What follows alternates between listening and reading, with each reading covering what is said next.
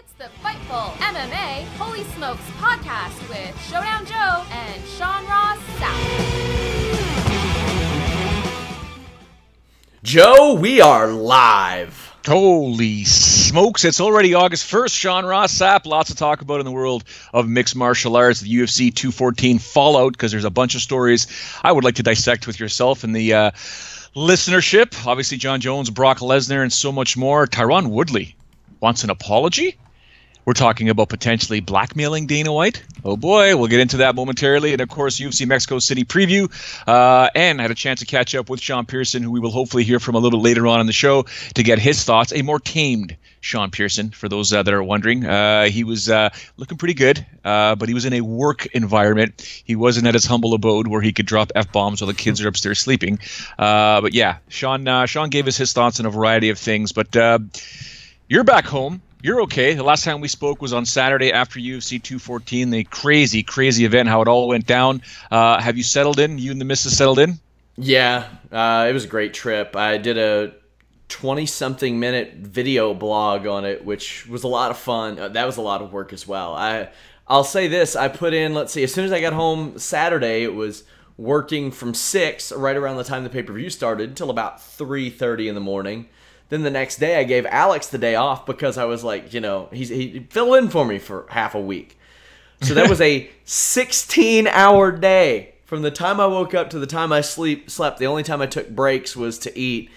And then yesterday was another full day from wake until 2:30 in the morning after Raw. So I've almost put in full-time hours in the 2.5 days I've been back. So, man, I'm being on a podcast with you right now is a break.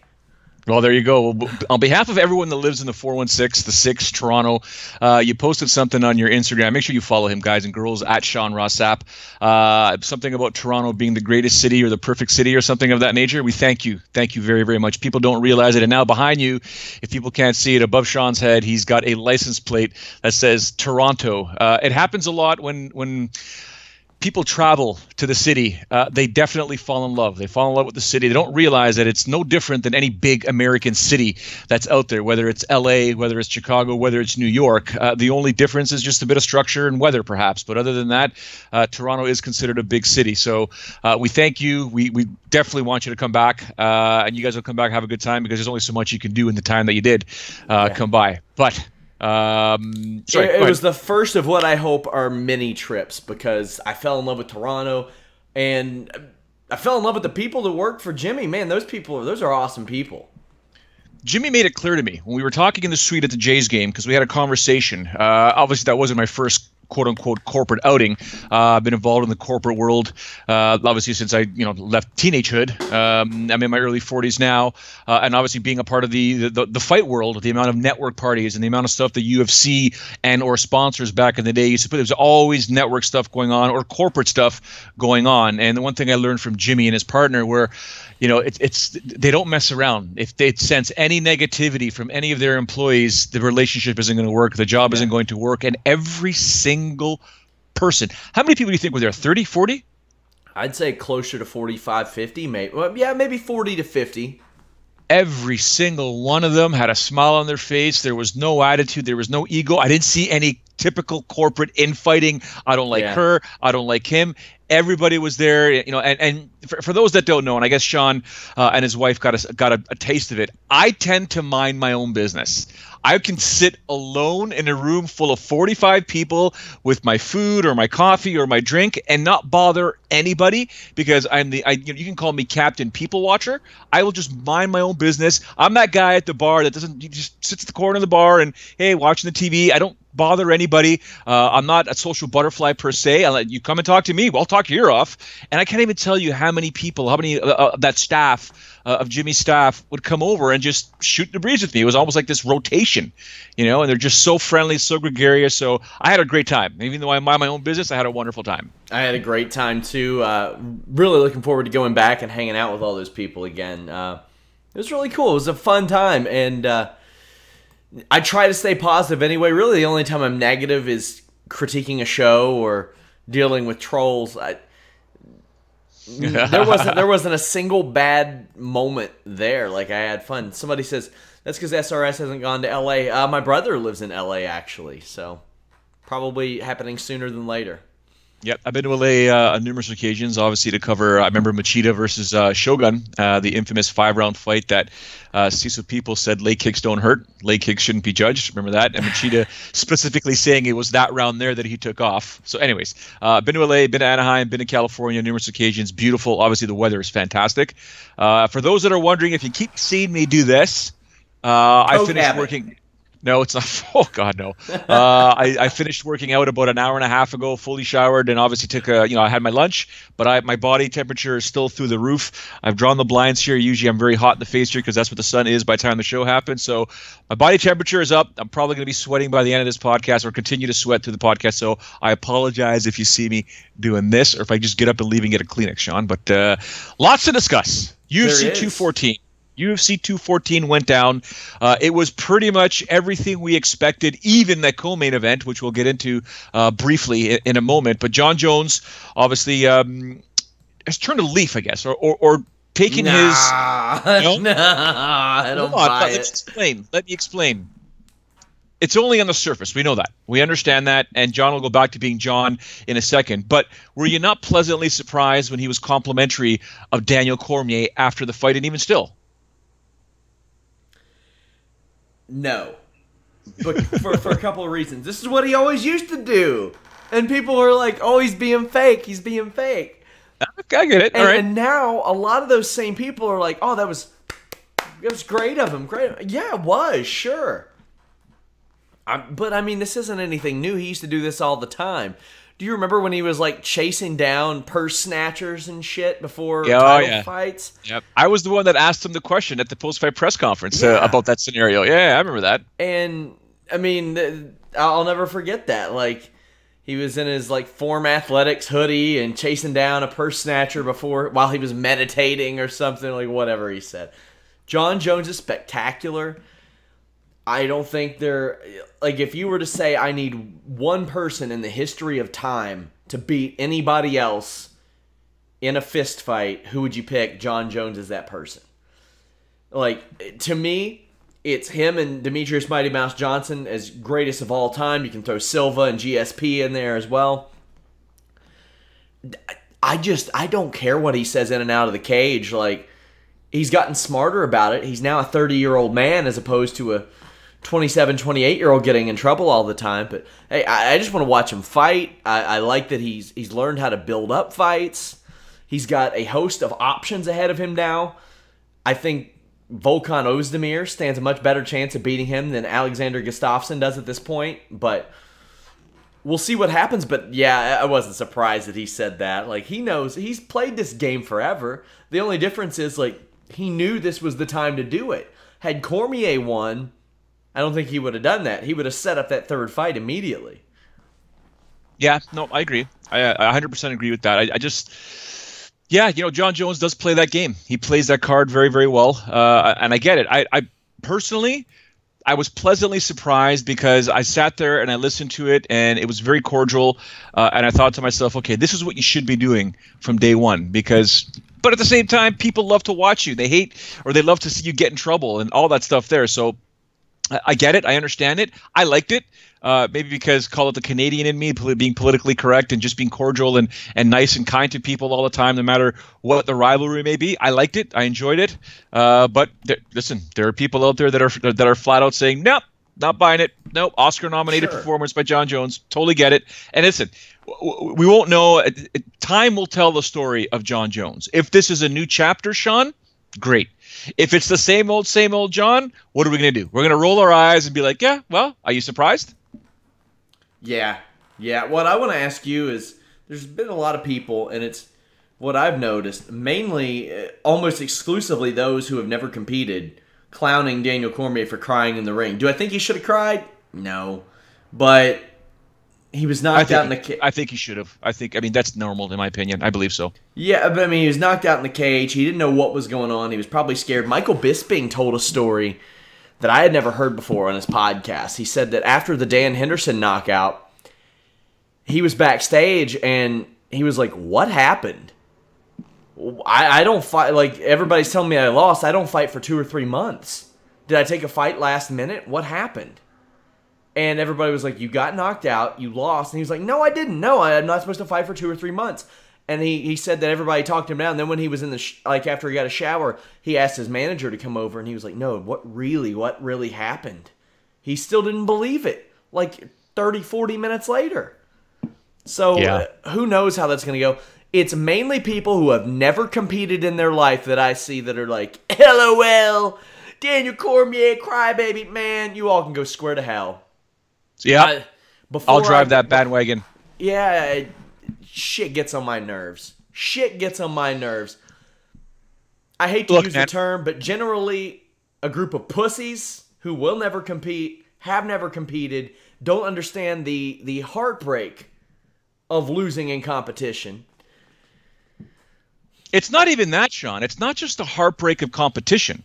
It's life, bro. Heartbreak of life. Because I know a lot of people that have never competed in any massive athletic endeavor in their life, but damn it, they work their asses off hard. They have since I've known them since we were friends and we were teens, and they busted their ass and they've gone through hell and back 10 times, man. Just hard. And then when they finally get that taste of success, and we're just sitting down having a coffee or having a drink, they break down. And I'm talking dudes that are 220 pounds, buff, massive, just like a man's man that'll come over and help me work on the backyard. And, we're hammering nails and we're cutting wood and we're lifting things up and just bringing slabs of concrete back in the backyard and digging holes and stuff like that. Sit down with the boys or whatever and have a conversation. They break down because, man, I finally made some money for my family. Man, business is finally successful. That's life. Anyone that's gone through hardship and struggle and worked their tail off, when you finally get to somewhere where you need to be, or it turns into an epic failure, that's emotional, man. That's normal. I don't buy into the bullshit that, real men shouldn't cry. Shut up.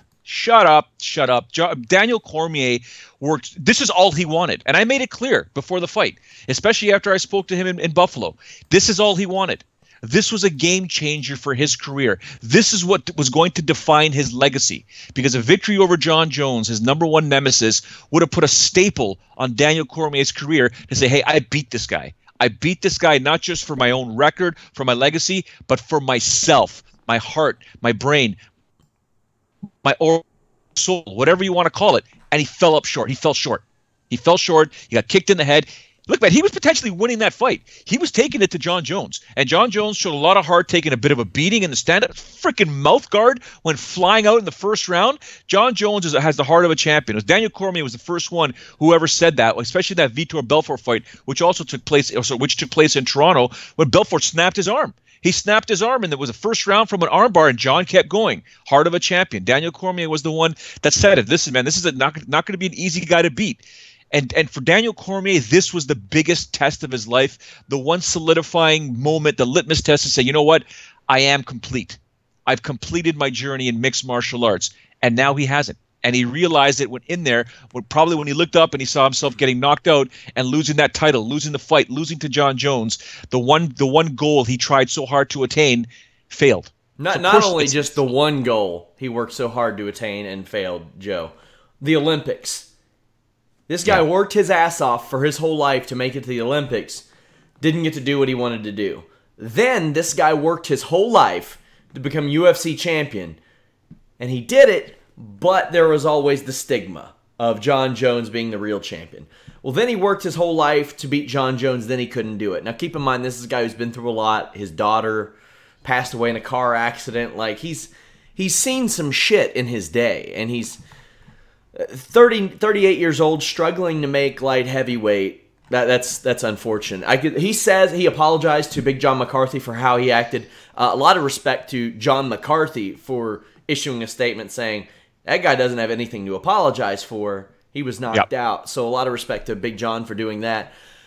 But Daniel Cormier seemed to indicate that he would be back. I like that. I'm happy about that, because even though his teammate is probably, unfortunately, next in line for a heavyweight title shot, you could sign me up tomorrow for DC versus Stipe Miocic, and I would buy that pay-per-view 10 out of 10 times.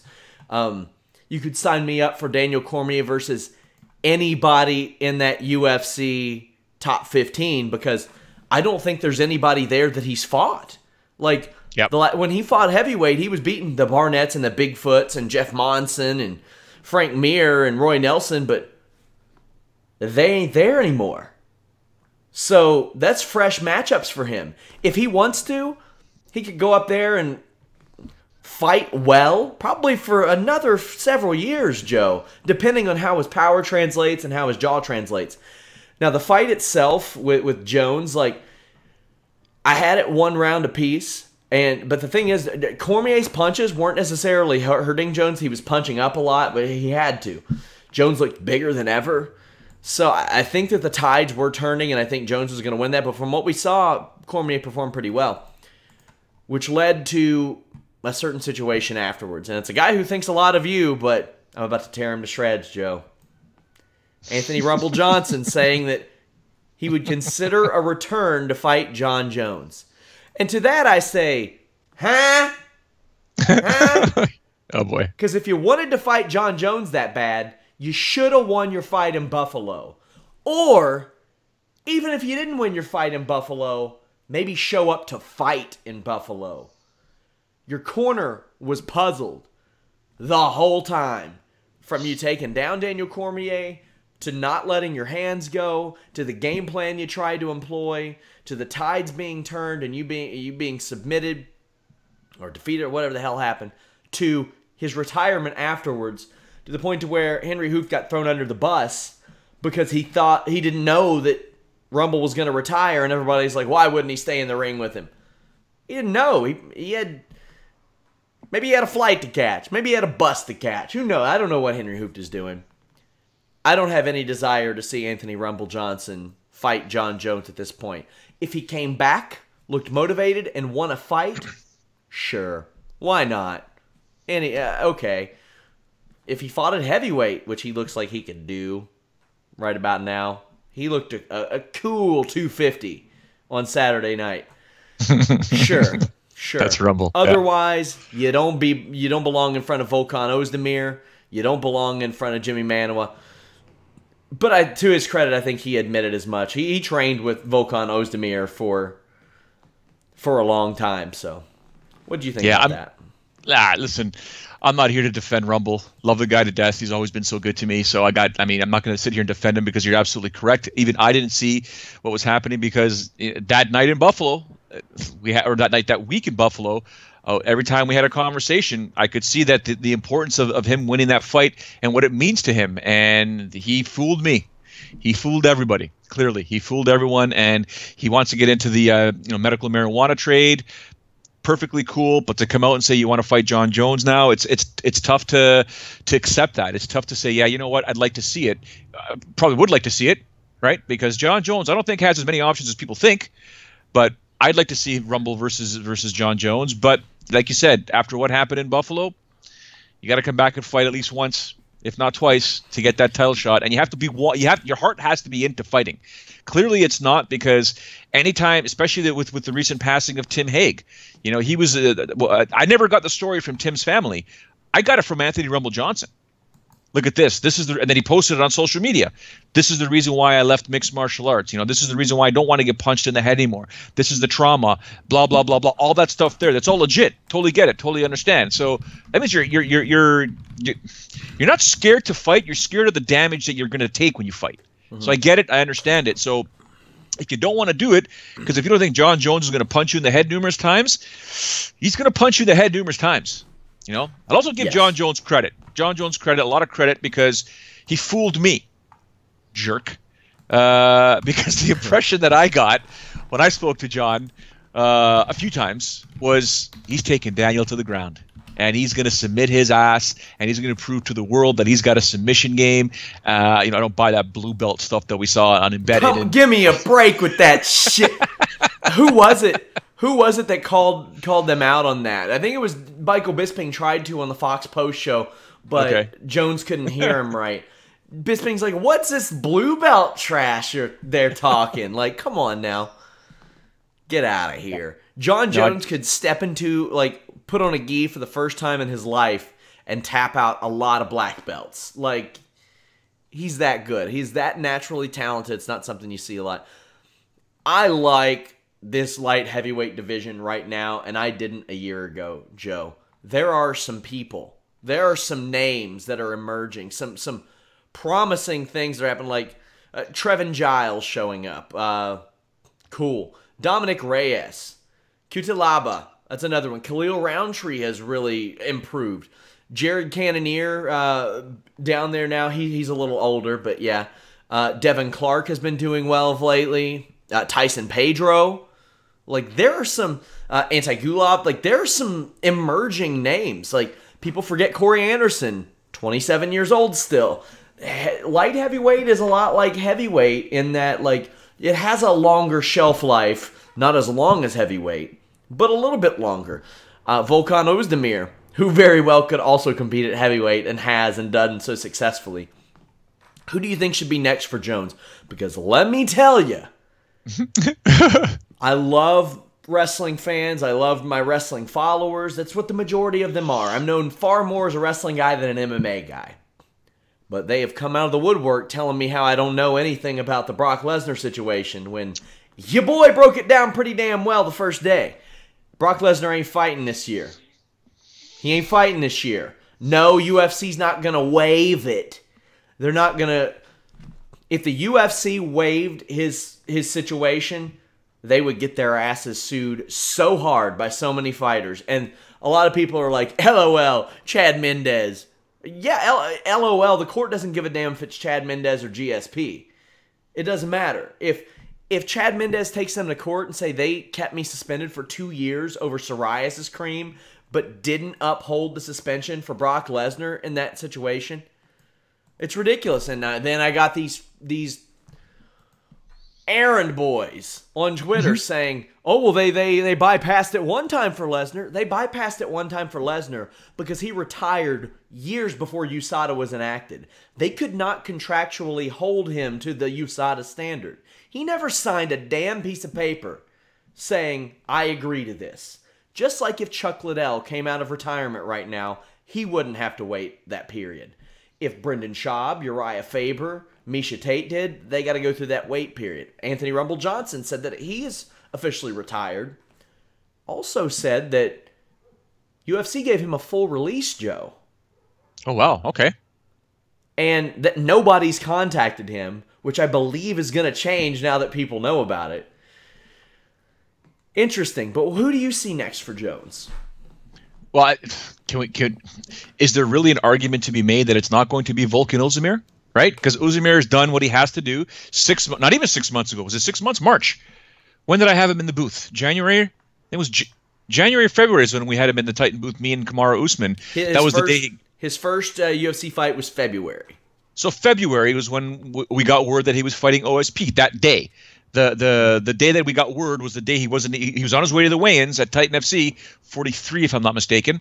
And then we got, listen, don't say nothing, blah, blah, the whole embargo thing. Volkan's not competing, and I was like, damn it, again? This is the second or third time he's not competing. What's going on here? Well, he sort of got signed to the UFC. He's fighting OSP, and I was like, oh, keep it shut. Don't say a word. He went from that in February. No one knew who he was. To beating OSP. Oh. Misha Serkinov with a I knew him as the guy who got submitted with a neck crank on Bellator. I was like, damn. Yep. I'm saying in general, no one knew who he was. Yeah, nobody knew who he was. Look, in this very short period of time, he's gone through 3 contenders, Jimmy Manuwa, the last one being on Sunday, and that in essence, or Saturday, that in essence was the fight to determine who was going to fight John Jones or Daniel Cormier, provided there was going to be a trilogy fight. So Volkan Ozdemir, in my opinion, is the man. He deserves that title shot. Is there an argument to be made for somebody else? I love how he points at his wrist after he knocks people out. The time thing, that little gimmick he's got going on. I'm a fan of that. He's a young dude. I really like it. Now I want to tell you what WWE has done, and it's brilliant, Joe. So obviously Brock Lesnar to UFC is the talk of the town right now, right?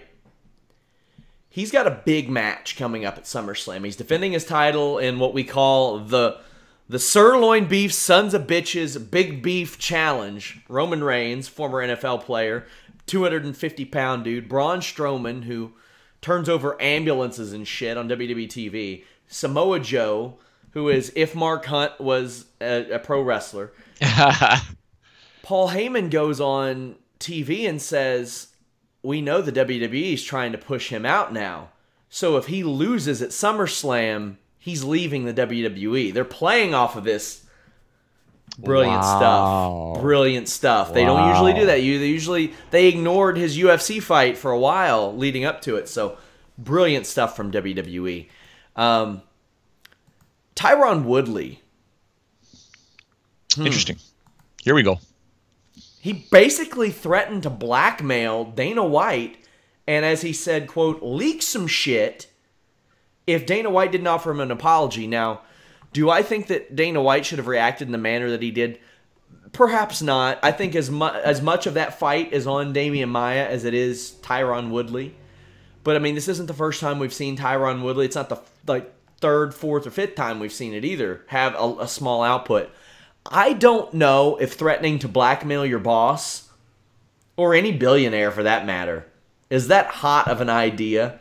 Since yesterday, Dana White has told TMZ Sports that they have mended fences, but I thought that was a bad look for Tyron Woodley, considering a lot of people already consider him a crybaby. Okay, there's a bit to dissect there, Sean. Mm-hmm. Number one, first things first, I'm not blaming Damian Maia for anything. I'll be honest with you. I'm not blaming Damian Maia for the way he performed in that fight, because his game plan, his goal, his best avenue to victory was to get Tyron Woodley to the ground. And his strike, he could have striked more. Sure, he could have. But his best, going toe-to-toe with Tyron Woodley was not the best way for Damian Maia to win that fight. The best way for Damian Maia to win that fight was get him to the ground and play backpack. Okay?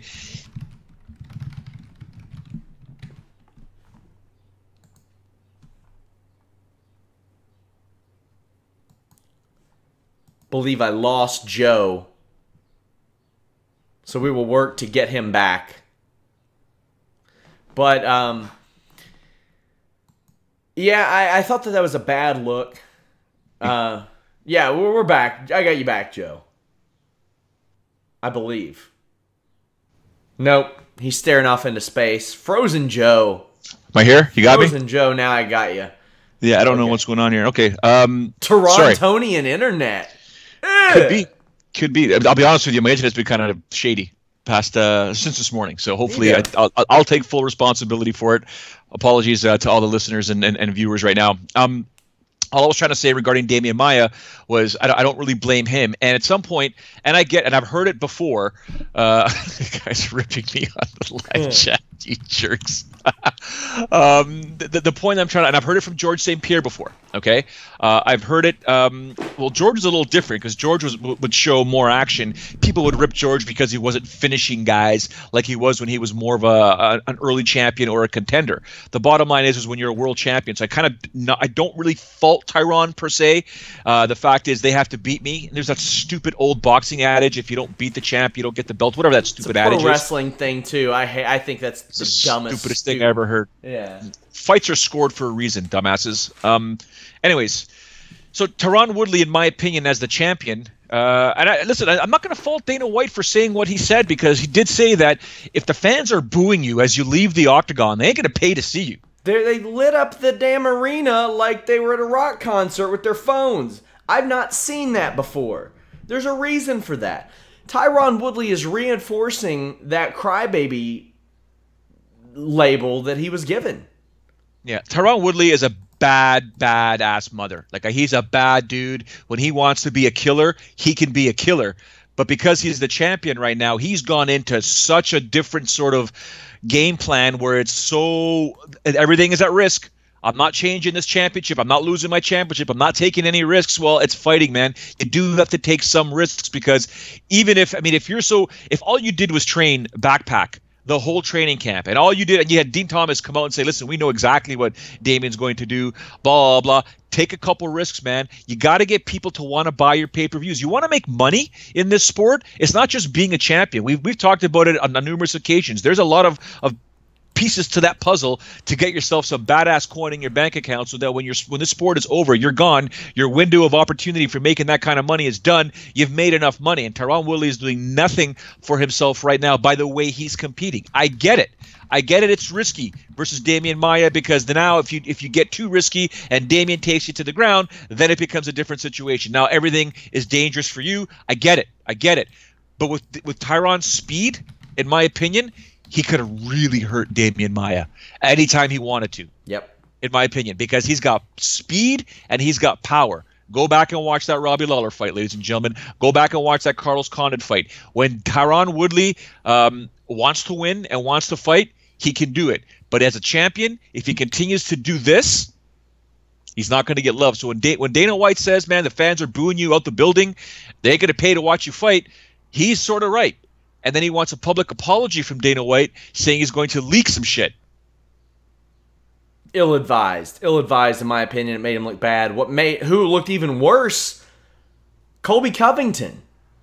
Did you see what he said about his teammate? He was like, I've got some dirt on him, #fake. Oh God. I mean, if this is a 7-1 UFC fighter trying to get noticed any way he can, and hey, to be honest, had he not said that, we wouldn't be talking about him on the show right now, but also a bad look. A way worse look than Tyron Woodley. Oh, by the way, one sec, Sean. Infinity 007 brought up a good point. Tyron did say that his shoulder went out in the first round. Interim title time!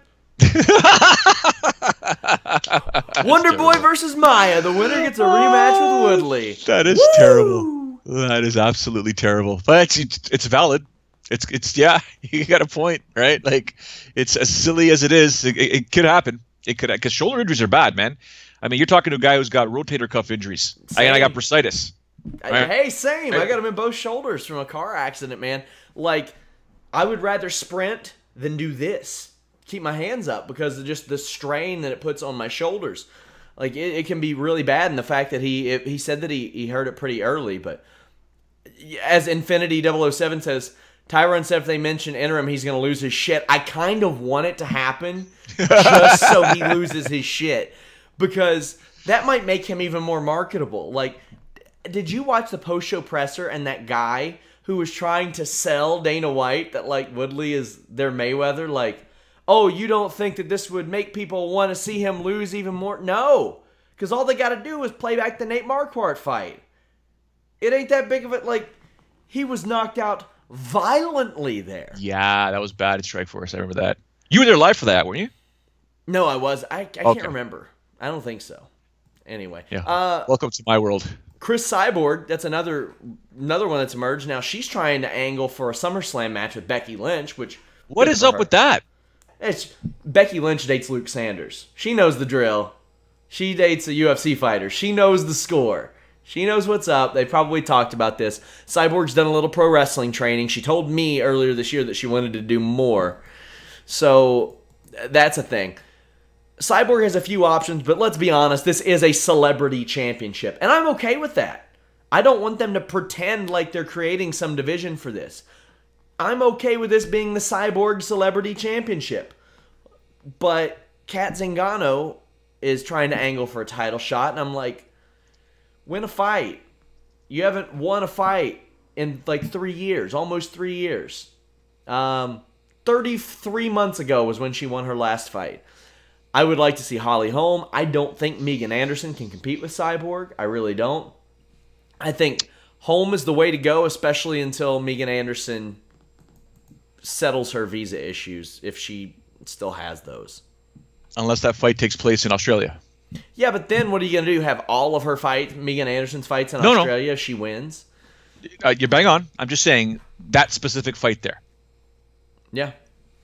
Right? So, yeah, you got to get those visa issues done because for whatever reason, if Megan can pull off the stunning upset, oops, your champion, your world champion is stuck in Australia. So, no, I got it. I get you. I know what you're saying. Holly Holm is the fight. Yeah. Holly Holm is definitely the fight. And I wonder if that would be... Okay, correct me if I'm wrong here. Holly Holm has lost a bit of her luster when she competes. Mm-hmm. Her striking is almost telltale because of the ki that she releases. Huh! right? When she does that. Yeah. Right? So you know it's coming. And Cyborg is going to bring the best out of her. Cyborg is definitely going to just put the pressure on her. So I like seeing Holly Holm as a counter fighter as well. I like seeing Holly Holm as an offensive fighter when she sets up her combinations. Don't know if she has the power to hurt Cyborg, but she's got the technique to do it. Yeah. I agree. Because Holly Holm, and it's something that I've been thinking about recently, Sean, and I don't want to make this personal all the time, but you and I do train. And I've been thinking a lot lately. I think my whole life I've been throwing 95% power, whether it's on the ground and pound bag, whether it's on the Muay Thai bag I have downstairs.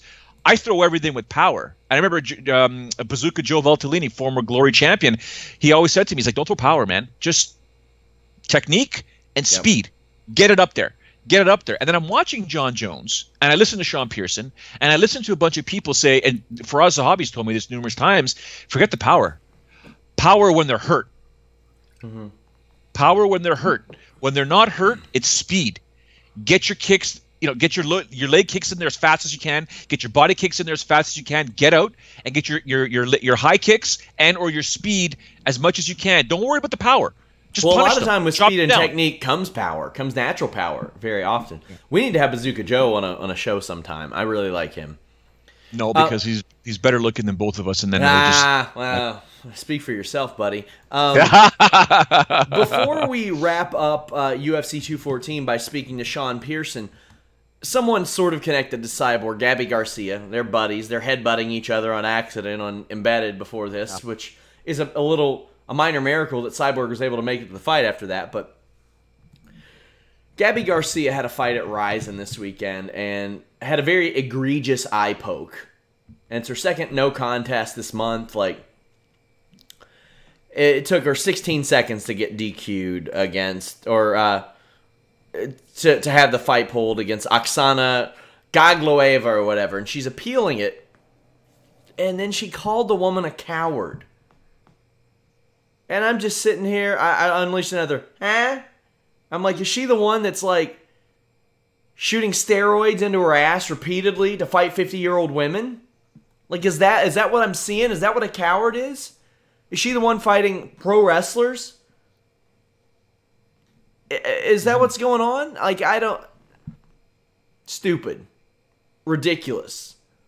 I'm sorry, but you can't shoot, like, there's no ifs, ands, or buts. Usually there's, like, benefit of that. She's doing steroids. She's doing steroids. Or at least, at the very least, did. Embarrassing.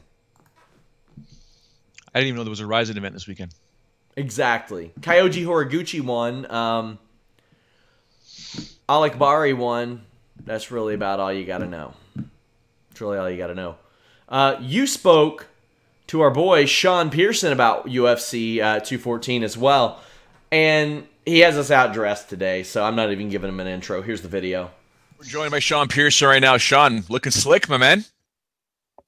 Joe, like we say that all the time. It's like you saying, Sean, I believe you're right. I'm always right. I'm always looking slick. It is what it is.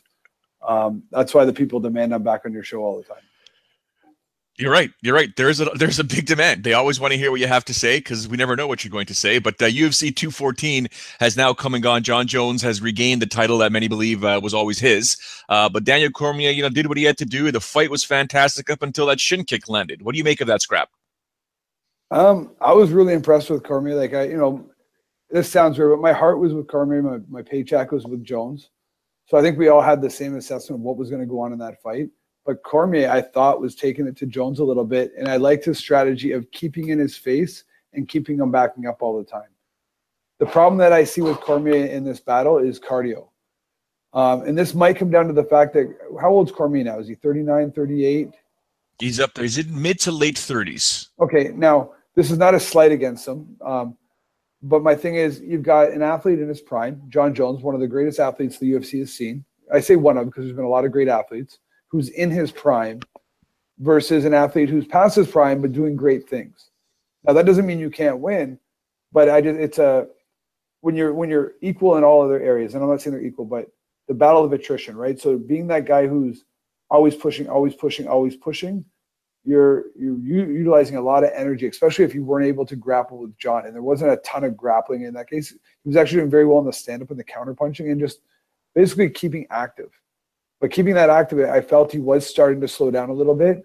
And the one go-to fact that we all saw, I've seen the replay 30, 40 times now, that whole time he was being set up for that, I felt. John was constantly kicking low, low. And Cormier was doing that flinch with his hands. You know, the instinct to want to grab that leg or to defend the body kick. And all of a sudden it came up and it was a shin to the face. And John Jones, being the great man he is as far as fighting is concerned, didn't even rush it too much. He's like, okay, I got him. And then slow, methodical. I thought that little foot sweep leg kick was great to throw him off balance. And then it was that was the middle of the finish, not even the start of the finish. But it went from there. I thought it was a great fight. Cormier should hold his head high because I thought he put up a diligent effort trying to win a fight, not just trying to last and lose a fight. He was legitimately going out there to win that fight. Where does Daniel go from here? Does DC stay at light heavyweight? Should he move up to heavyweight because that division is where he competed originally? And what do you make of John Jones and this Brock Lesnar story? Well, let's go two things. First of all, I think John Jones did the smartest thing of his career so far. In his post-fight speech, basically saying that Daniel Cormier is a great man, a great champion. That Conor McGregor does the same things. After, he'll talk trash, and then say, no, this is a great guy. I think he won some fans over with that, whether it's truthful or not. I don't know or care, but I felt like that was a sign of class. And I thought, scripted or not, I thought he did very well with that. That was a smart move. He gained some points with me. The Brock Lesnar, I don't know where the interview took place, but John Jones had already said that he looks up to Conor McGregor and he's taken something right out of his playbook. And to me, it's a smart play, and I think it's a winnable fight for him. I don't think Brock Lesnar is unbeatable by any means, especially by someone as great as John Jones. And it's a huge paycheck. So I think it's a great move, smart move on his part. And there's no one else in lightweight right now, light heavyweight, that should be getting a title shot. I know we've got that guy who's rocked, Misha in the last fight in under a minute, but he's still unworthy of a title shot at this point. It's just he's the only one in the division of right now a very thin division. And DC, should he stay at light heavyweight or go up to heavyweight? I don't think he's got to play at heavyweight. Like, again, people are big up there. Again, he's going to do what he feels right, but at the end of the day, he's got to start to feel what's best for his career, because to me at 39, 38, this is where he's got to take the understanding. Is going 6 more fights or 7 more fights in search of another title in his best interest? And I'm talking about, as far as his physical health is concerned, his family's concerned, because I don't think he's at a point where he's got many super fights that he can draw on. Although I really like him, he's not a Nick Diaz or a Conor McGregor. So if you were to tell me he was just going to pick super fights, I'm okay with him doing that. I just don't think he's the draw right now to do that. But I wouldn't want to see him go, another 6 fights or 4 fights at heavyweight just to try for another title. Again, if that's what he wants, that's what he wants. But I don't think it's in his best interest.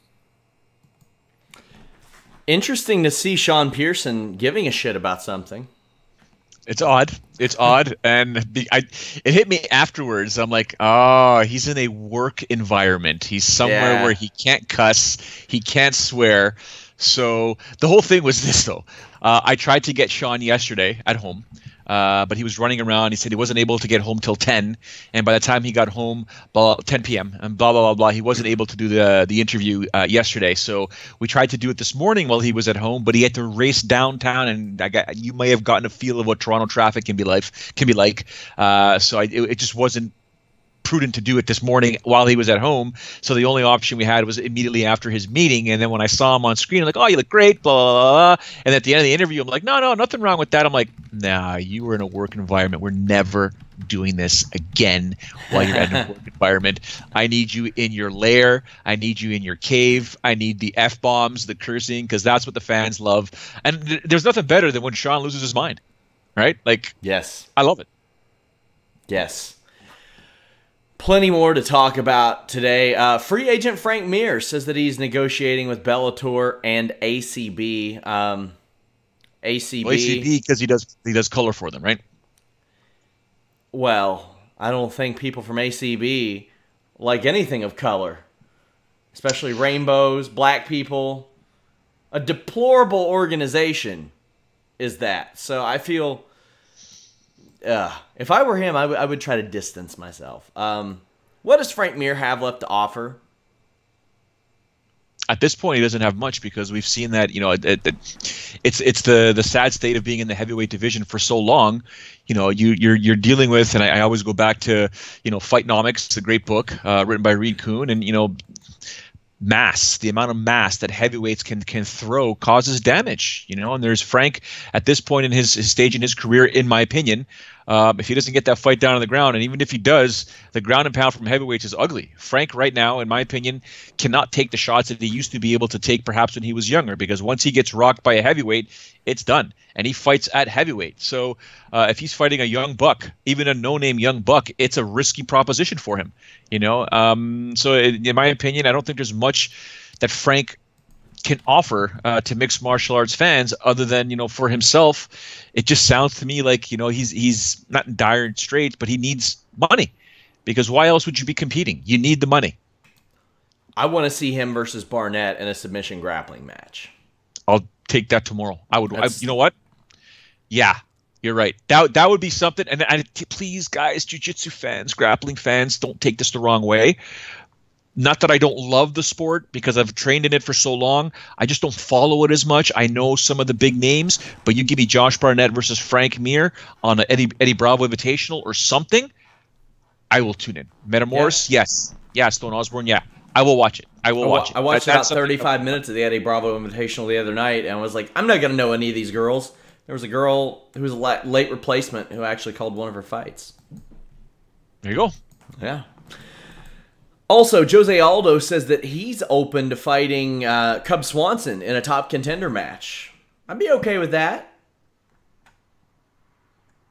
Now he wants to fight him because he doesn't have the title. Yeah. Yeah. I'll watch it. Why not? Their first fight ended abruptly, and Cub Swanson is much better now than he was then. I don't know if Jose Aldo is better now than he was then, because he was still growing. I was just going to say that. But it's hard to say, and Frankie Edgar's probably getting that title shot.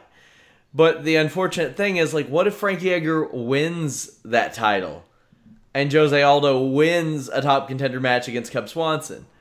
We really going there again? I don't know. It's interesting. I mean, where would you set the line on Jose Aldo versus Cub Swanson? Ooh. I'd probably put Aldo at a minus 175. Maybe a minus one. Yeah. That's fair. You could give, you're going to give Aldo the edge, but it's not like it was before, minus 400, minus 500. I think those days are long gone for Jose Aldo versus Cub Swanson. But both guys are getting older, and as the fights get older, it all depends. I mean, who knows what kind of to see in his next fight when he does compete, because now he doesn't have the belt. Again, he's lost the title twice.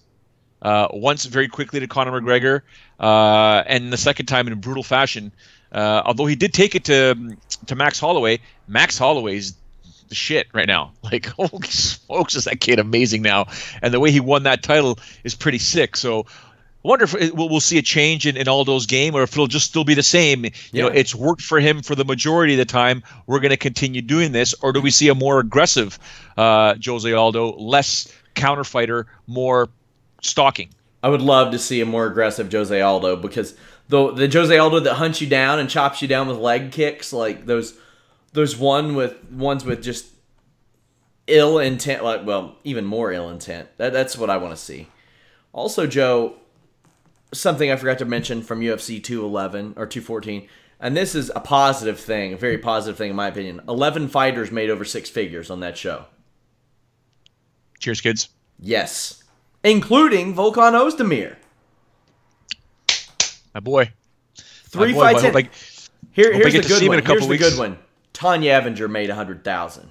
Yeah, we talked about that on Saturday. That put a huge smile on my face. You know, it's maybe maybe we're being cheesy, Sean, that 100,000 seems like a lot to us, because it's just that these fighters don't make that kind of money in MMA.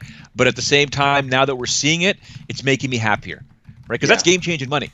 I know you got to pay your manager and trainers and taxes and stuff like that. That's game-changing money. If you're smart with it, you could be very, very intelligent with it. You can make a lot of money off of it. So good for them, good for Tanya, good for the fighters that made six figures, and hopefully it continues to happen for all the fighters that compete in the UFC. Definitely. This weekend we have UFC Fight Night Mexico City. Joe, I don't know your schedule. There will be a post show of some sort at some time, but not a big card, but there are title implications on this show. Sergio Pettis, Brandon Moreno, who only got his fight against Luis Smolka because he had already been eliminated from the Ultimate Fighter. And they were like, here he is, he's ready, good to go. Is less than a year later in place to possibly contend for a title. That we've never seen anything like that, Joe. Yeah, I like this fight. I really, really like this fight. For numerous reasons. Moreno's crazy, right? Dude's, and he's so lovable when you think about it, but Pettis has not a lot to prove here. He's got the opportunity to really put a stamp on his own young career because there was a lot of hype when he first came into the UFC, Sean, and he didn't really live up to that hype, and now he's doing it systematically. He's doing it slowly, and this could be it. This could be that title shot that we do want to see. Right? I know Borg's next. I get it. It's happening in Edmonton in September. Totally understand it. But Pettis can make a claim for himself right now. And so could Moreno with a win over Pettis. Now, here's the situation that they're in. Malky Kawa said that Demetrius Johnson's going to fight Borg, likely break the record, and then they're going to reassess and see what type of big money fights they can get. Likely, maybe a Dillashaw or something like that. I wonder if the winner of this really does get a title shot. Because of that, do you think that maybe they get skipped if that happens? No. Or if Mighty Mouse wins? I think no matter what coming out of this fight here, Dana White will likely say that the winner does get a title shot, in my opinion, no matter what happens, because there's no prediction right now as to what's going to happen with Demetrius Johnson. Malky's being extremely smart, and Demetrius Johnson, for all he's worth, arguably best pound-for-pound fighter in this sport, he deserves money fights. It's going to hold up the division, which sucks.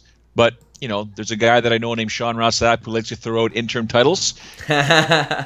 Right? Could happen. People are going to be out for an extended period of time. I think they're necessary. Yeah. Now, this fight in particular, Pettis and Moreno are both 23 years old, Joe. It's crazy. It's so crazy. Very likely we're going to see these guys fight 3 times. Yeah. They may fight 7 times before all is said and done. They're 23 years old. I really at one point thought that Kane and JDS were going to fight 5 times. I really did. Yeah. Everybody did. Let's not kid ourselves. Everybody did. Yeah, it was just the way I thought it was going to go down. Pettis likes to pick his opponents apart. He's like a faster version of his brother, but almost the same in the same light. He takes a lot of risks like his brother, and Moreno is really good at measuring those risks and making his opponents pay for them. So that's what I'm looking at most in this fight is, can Pettis control those risks and take them at the right time in this 5-round fight? Because 5 rounds is a lot of rounds to give in Mexico City to give Moreno that little bit of wiggle room to just reach in and finish something off. So outside of that, there's not a lot of tip-top level fights on this show, but there are some interesting ones. Randa Marcos, Alexa Grasso, probably shouldn't be the co-main event, but whatever. Marcos is inconsistent, but she's durable. Grasso looking to bounce back. Would not be surprised if this one goes the distance, Joe. Now you're right. I think Alexa's going to win this fight, though. I know I should be my Canadian bias always comes out when I'm talking about Canadian fighters. I think Alexa wins this fight. Yeah, I do too. And it won't be the end of the world for Randa or anything like that. The fight outside of the main event I'm looking most forward to, Alan Jouban, Nico Price. Nico Price, first off, should not have had his win taken away from him for marijuana. That's stupid and ridiculous. But I get the feeling UFC likes him a lot despite that. He's 27 years old. He is a finisher at welterweight. Yep. And given what we see at the title at the top, they would prefer having some finishers there. I like the matchup. They're throwing Nico in against a guy in his 10th UFC fight, a guy who used to finish fights but just hasn't over the past year. That's going to force, somebody's hand is going to be forced here, Joe. And Nico Price is a guy that I'm looking at, to become something in this welterweight division.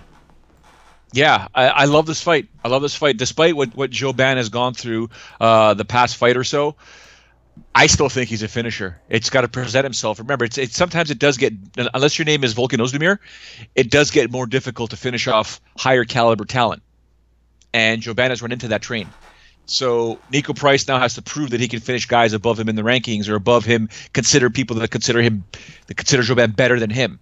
And if Nico can pull this off, there's going to be a variety of eyebrows raised because the kid's got power, the kid's got talent, he's got skills. And like you said, pretty sure the UFC really wants this kid to sort of move up that ladder nicely. They want him to do well. And a victory, especially a finish over Joe Ban, will look very, very nice in Sean Shelby's eyes, perhaps also in Dana's eyes. I don't know how much Dana's paying attention to these fights nowadays if they're not high caliber, but it is what it is. I'm surprised. Actually, I'm not surprised, but no one is really talking about Rashad Evans versus Sam Alvey, and this could be the final time we see Rashad Evans compete. If he loses to Sam Alvey, it's done. Got to be done. Yeah. So this is a fight I wanted to talk about at length. Alvey is, I don't want to call him average. I want to call him, he's well-rounded in everything. There's nothing that you look at and you're like top 5 level in any type of discipline, but he's solid everywhere. He hits really hard, but he uses his counter right hook a lot instead of leading. He's more of a counter puncher. If you're outside of the clinch range with him and you try to kick, he'll come across with that right hook a lot. But Rashad doesn't do that. And that's like most of the challenge I've seen against Alvey is that. And that's not something that Evans does. Like he doesn't have to be that in order to win this fight. Alvey's going to have to get aggressive if Rashad keeps his range to really any certain degree, because that's been a thing with Rashad. He's had boring fights and kept range, but he's never unleashed the offense to do that. Like, Rashad Evans and Tyron Woodley are so similar that it's remarkable, and I don't want to make that comparison because people will be like, oh, are you saying that because of their skin color? No, they are very similar fighters. They both had like really good speed and incredible knockout power to complement wrestling. And it was almost like the Chuck Liddell type of thing where they use it to stay on their feet, but they don't have exciting fights. Like, I don't know why anybody would ever pay to see Rashad Evans fight after the way his fights usually go. Evans has trouble against southpaws. He gets pulled into those boring matchups against them, and that's like I think that Alvey's lead is going to be able, even though he doesn't like to use it a lot, will be able to kind of stifle Rashad Evans. And if Rashad Evans can't beat Sam Alvey, you got to call it a career, and that's no disrespect to Sam Alvey. No, not at all. The thing is, though, with Rashad Evans, he has basically Showdown Joe syndrome. You think you can do it. You know you can do it. Your brain says you need to do this, but your body won't execute. Mm-hmm. Right? Like, you know, I can do. I watch fights. I see fights. When I do get a chance to train, I know what I'm supposed to do. My body doesn't react to it, and I'm not even near a pro fighter. Yeah. I'm not even a pro athlete. I'm not even an elite athlete. Rashad Evans is or was. And at the same time, when you look at what Rashad, if you watch those fights, you think to yourself, especially that Dan Kelly fight, that was another example where you're just kind of like, you should really be using your speed and destroying this guy. And he didn't. I bet you he wanted to, but he couldn't. Because you can't tell me within 15 minutes he should have not completely and utterly at least had a spurt where he would dominate Dan Kelly. You know, and you know, you can make the argument that Sam Alvey's a faster fighter than Dan Kelly. Yeah. Here's what I see happening. Like, when I play this fight through in my head, I see Rashad trying to keep his distance because Alvey basically ties up that lead hand. And because of him keeping that distance and Rashad not being able to use the jab, I see him coming across with a straight and maybe overextending a little bit. When you overextend with that straight and you have a counter, right, the way that Sam Alvey does, that's a wide open gap. That is like opening the window and saying, come on in. Because you're extended like this, Alvey can have his head wherever he wants. He can have his left hand wherever he wants. He slips. He comes through with the right, and I think those will add up. But well, Alvy's best strength here is that right hook, like you said. But that left uppercut, if Rashad Evans continues to extend, could be magical for him. For Rashad, he needs to think about a lot of kicks in this fight. A lot of kicks in this fight, because what's Sam Alvey going to do? Take him down? Yeah. And if Sam Alvey does take him down, you think Rashad Evans is not going to be able to get back up? Leg kicks, man. Yeah. Right? Solid. There are a couple guys on the chopping block, I think. Dustin Ortiz could be close. He is not what they thought he was going to be. He's a formidable competitor, but he just doesn't win. Briones, another one. But really, in my opinion, the only other fight worth really talking about a lot is Alejandro Perez and Sukman Tat. Perez is an underrated name at 135. He's only lost like one of his last 4 fights, 7 if you count tough. But I don't like the matchup of putting him up against Andre, who's like 4-3 in his last 7 fights and doesn't have a UFC win. Yeah. Andre is a finisher, or at least was at the lower levels, but I think this is to kind of see if Perez can deal with the heat that Andre's probably going to bring, knowing that if he goes 0-2 in the UFC, he's probably gone. You know what? I don't have a debate at all with that. It's other than the fact, like you said, it's a strange matchup, but these matchups get made all the time. It's like, look, let's see what you got versus this guy or girl. Can you do it? If you can do it, now we'll get back into some real matchmaking at the time, right? At the same time, on the flip side of that coin, Andre, you got it or you don't? Yes. Got to beat this kid. Got to beat him. You can't beat him, you shouldn't be in the UFC. Right, and it's, you mentioned the whole, you don't want to be disrespectful to Sam Alvey. Listen, in mixed martial arts, specifically in the UFC, there are levels to this game. There are levels to the point where when you look at the rankings, number 1 is number 1 for a reason. Number 3 is number 3 for a reason. Number 5 is number 5 for a reason. We don't always agree with where people are placed in the rankings, but they're there for a reason. Go to any UFC event, and I remember having this conversation with my old executive producer at Sportsnet when he was like constantly in awe as the UFC events at the time would go on, fight after fight after fight. I kept saying, just pay attention, because as we get past these prelims, at the time there were Facebook prelims as well, as we get past these prelims, you're going to see a completely different level of fighter as we move along. It's the same thing with Andre and Alejandro. They're at a certain level, okay, in the rankings at bantamweight, or in the long rankings at bantamweight. One of them should be higher, one of them is lower, but we'll see where you actually are after Saturday night. I'll never forget the story when it was Dan Henderson versus Husmar Palhares, where my executive producer was like, damn Dan Henderson. I'm like, this is it. Yeah. This is the UFC and how it works. Different layers, like an onion. Different layers, different cores as you move up on the fight card. Now, this is not a fight card that's a perfect example, but UFC 214 was an example. Well, not even that was a good example because it was so stacked. But in general, this is what MMA is all about. And this is not a fight, in my opinion, that belongs in the UFC. This is a grassroots MMA event or MMA fight. A lot of these fights are, but this is where we're at right now with the UFC being, the Super Bowl, and they're also, the grassroots, and they've taken up so many layers in the mixed martial arts bubble that these are the fights that we're going to see. It's funny you mentioned, what am I doing Saturday night, but we're still going to do a podcast. Well, I'm watching this event Saturday night. The wife knows. She ain't happy, but this is my job. You might not be either when all is said and done. Yeah, this is one of those. I'll be honest with you. I don't even think I have plans on Saturday night because I sent her the UFC calendar. She has it now. Yeah, so we're watching this fight. And that's it. I want to go just to. Do you want to close this off before I go? Something. I think it was Stone Osborne mentioned something on the chat. Yeah, actually, I wanted to mention before I forgot a report from Flow Combat. Actually, an interview with Uriah Faber reveals he's still in the USADA testing pool. Really? That's very interesting. Of course it is. Mm-hmm. You're retired or you're not. 8.5 months later. He said, I would never count it out coming back to the octagon because in all honesty, I don't feel like I miss a step. I'm in great shape. I train with these guys. I can go with current world champions and contenders right now. I feel great, especially with my ground game. I feel like it's gotten better just training once a day or once every 2 days. Your body recuperates. You feel strong. I can take a fight, and I wouldn't be opposed to it. I've never been out of shape my whole life, and I'm having USADA testing me still.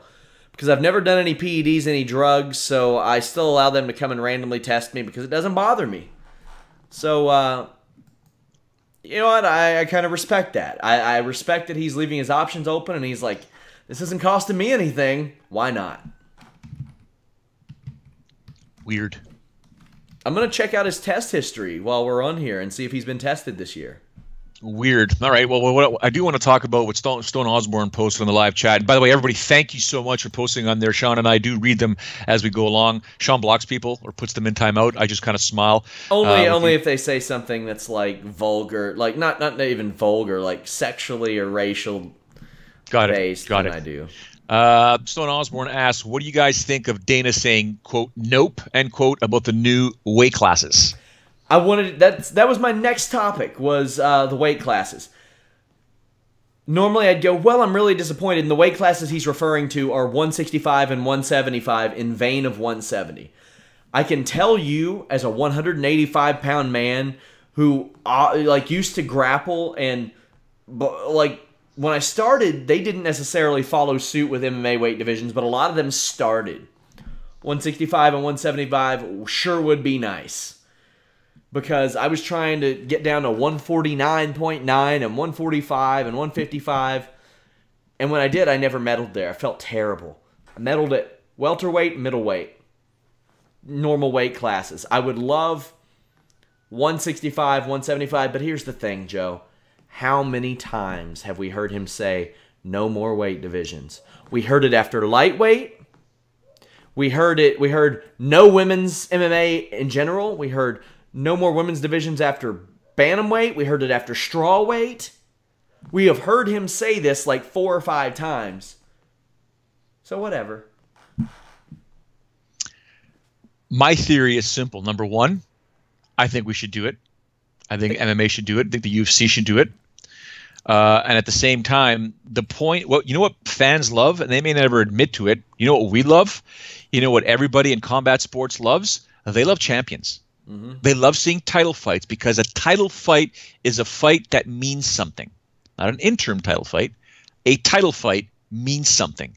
It's this is for the welterweight championship. Oh, this is for the super middleweight championship. Whatever. I know people are saying, oh, we don't want to get into this whole boxing thing where there's so many weight divisions. No. Every 10 pounds, son. Every 10 pounds. Every 10 pounds is fair and fun to me. The UFC will always, in my opinion, technically speaking, preventing injuries, whatever, will always have a champion on a card. Yeah. Even a fight night card will have a title fight on there because there's enough champions to rotate them. So I absolutely like the fact that if we can get divisions every 10 pounds, 125 all the way up to heavyweight, no problem, because you would see some fighters that would move up or down or be where they should be, especially with what California is spearheading right now with the water-based tests, where fighters are going to have to move around. Yeah. Hannah Barral was one example, right? There's going to be situations where we're going to see fighters forced to move up, and to be nice, it'd be nice for them to move up and not have such a massive gap of 15 pounds from lightweight to welterweight, and then 15 pounds from welterweight to middleweight. There's a 30-pound difference with one division in the middle. I don't like it. I don't want like super welterweight, junior welterweight. I think it negates one of the two divisions. Yeah. Just come up with a new name. Who gives a shit? Call it Cerrone weight or something. I don't give a damn. Yeah. But boxing, you have weight classes 102, 105, 108, 112, 15, 18, 22, 26, 30, 35, 40. Around there, it starts to get a little bit better, but still you got 40, 47, 54, 60, 68, 75. Then after 75, you only have 2. Cruiserweight. Yeah. You cruiserweight and heavyweight. And I'm like, damn, man. Because I'm not a big dude, and I would technically, right now, be in the 3rd heaviest weight class. And I wouldn't make the weight. No, technically I'd be in the 2nd because I'd have to make cruiserweight. Yeah. It's weird. So, and they have enough fighters between welterweight, middleweight, and lightweight to make this division happen. Ole Samuele says, is there enough fighters to support this? The answer is yes, because that is the weight. Lightweight and welterweight are where, how do I say this? It's Reed Kuhn said it very well in the book, Fightnomics, by the way. That is where the natural man is found. The average of the natural man is found in between those two weight classes, because those are the two weight classes, if you think about it, that are the most stacked. John Anik has said it numerous times. You lose at 155 pounds, you're 3 years away from a title shot. Yes. Because it's so stacked. It's just so, there's so much depth there. Now, you add two divisions in there, okay, because you'll have 155, 170, but you'll have 165 and 175.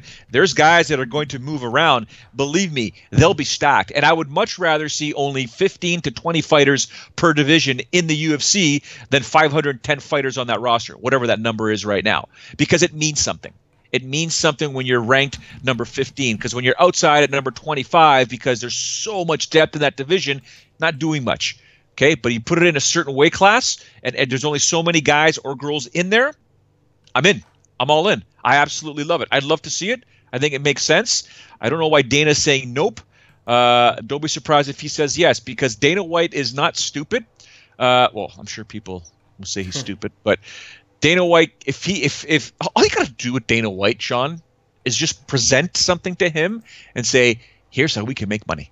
Yeah, and that's how it should be. That's how it should be. Hate to break it to you. The UFC has 62 middleweights. They have I think they have, that I know of, 101 welterweights. They have, I think, 95 lightweights. So right there, you have a ton of guys. It's ridiculous. Like, you take 33% of welterweights and 33% of lightweights, and you have a 66-man division at 165.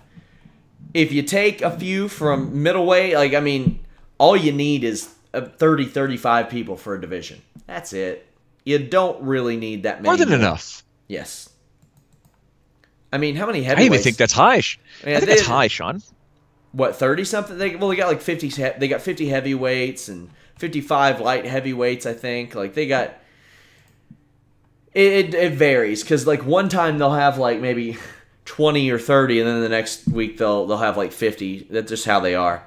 I think you froze up on me again, Joe. You did. You did. You froze up on me again. You got me now? Yeah, I got you now. But you know what? I'm into this shit show. FightfulPods.com. Head over to Fightful.com. Use our forums.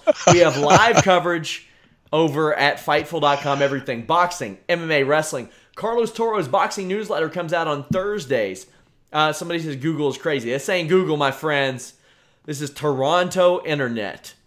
That's all it is. Listen, here's what's going to happen. And by the way, I know if Jimmy Van's watching this, Showdown, whatever. Listen, I'm going to reset everything right now. I don't know what's going on. I am hardwired. This is not Wi-Fi, Jimmy Van. I am hardwired. I don't know.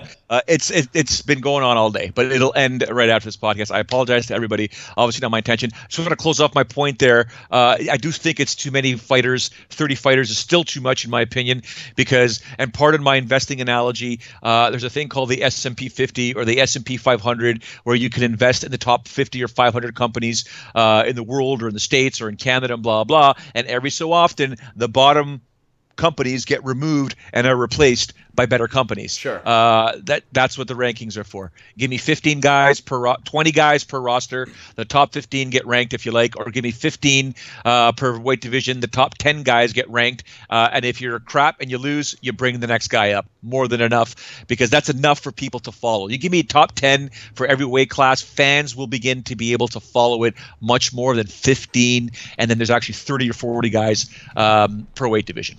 Done. I like it. I do like the top 15 though. I like that, but because it gives them more of an opportunity to put that little number next to their ranking name. Showdown Joe, get your shit together. Saturday night, UFC Mexico City post show. Terrible. You guys are terrible. Infinity 007. I'll not put you in timeout for that, Infinity. How about that one? But we got exclusives all over the place at Fightful.com, wrestling, MMA, boxing. Head over there, use our forums. I love that boxing newsletter.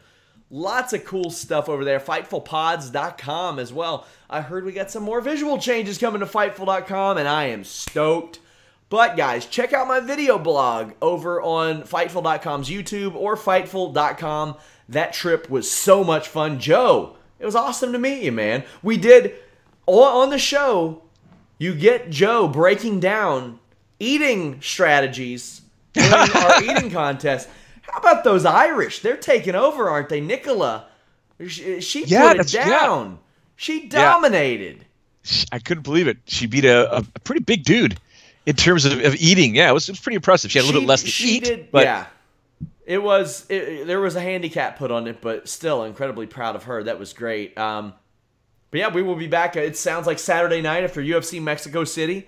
Hey, guys, you better tune in because we're probably the only people who are going to do a post show after this thing. Absolutely. Guys, please, later on this week, and girls that are tuned in right now to the live chat or listening on iTunes and Stitcher and whatnot, my video this week will be fan-based. Unless something really stupid and crazy happens in the world of MMA, I want it to be fan-based. So whether you're on my Twitter, Instagram, or on Facebook at Showdown Joe, I will be sending off a tweet asking you to throw me a question, a comment, or concern, and maybe it'll be your social media handle that'll show up on the Fightful MMA video. So I'll be throwing it up there, like I said, unless something crazy happens. I want to interact with you guys. I want to answer your questions, and we'll take it from there. But for myself, Sean, of course, another article will be written tomorrow.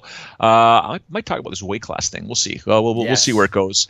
And that's probably going to be it. And of course, the video on Thursday, Friday, I will get my Fun Bets article for you people, which, by the way, if you actually pay attention to those Fun Bets articles, you might have some coin in your pocket, because I do it in a way where there's enough risk for you to lose more bets than you actually win. They don't always come in, but when they do, you make your money back, or you make more money. So I got that, and of course we got our post show. So very excited.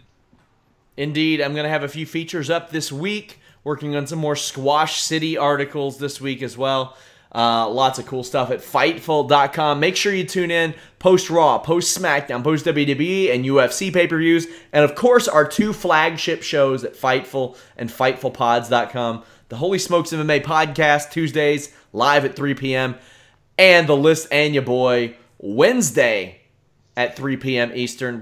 Me and James are going to talk about the trip to Toronto, among other things. And, of course, we'll be taking your questions. Guys, until next time, we are out.